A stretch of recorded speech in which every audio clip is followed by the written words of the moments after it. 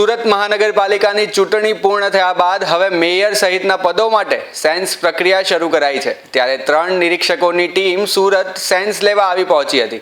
ગત 28 એપ્રિલે જાહેર થયેલા સ્થાનિક સ્વરાજ્યની ચૂંટણીના પરિણામોમાં ભાજપે સુરત મહાનગરપાલિકામાં સત્તા હાંસિલ કરી છે।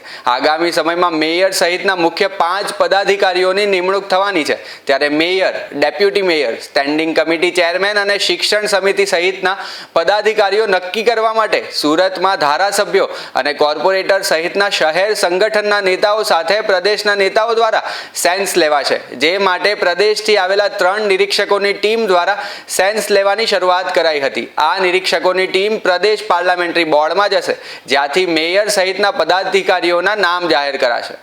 અમારે ભારતીય જનતા પાર્ટીની પરંપરા મુજબ કે દરેક વ્યક્તિને સાંભળવી એટલા માટે નિરીક્ષકો આજે સુરત આવ્યા છે। શબ્દશરણ બ્રહ્મભટ્ટજી, મયુરભાઈ રાવલજી અને જાહ્નવીબેન વ્યાસ, આ 3 નિરીક્ષકો આજે સુરતમાં અમારા ઓછામાં ઓછા અમે જે ગણતરી કરીએ છીએ 200 થી 250 લોકોને સાંભળશે, જેની અંદર કોર્પોરેટરશ્રીઓ ઉપરાંત અમારી સંગઠનની ટીમ, અમારા વોર્ડ પ્રમુખો, મહામંત્રીઓ, ધારાસભ્યશ્રીઓ, સાંસદશ્રીઓ બધાને સાંભળશે। એક વ્યક્તિને ઇન્ડિવિજ્યુઅલી બોલાવીને એમનો પોતાનો અભિપ્રાય લેશે અને ત્યારબાદ રિપોર્ટ તૈયાર થયા પછી ગુજરાત પ્રદેશના અધ્યક્ષ અમારી ટીમની સાથે બેસીને ચર્ચા કરીને નામોની ઘોષણા કરવામાં આવશે।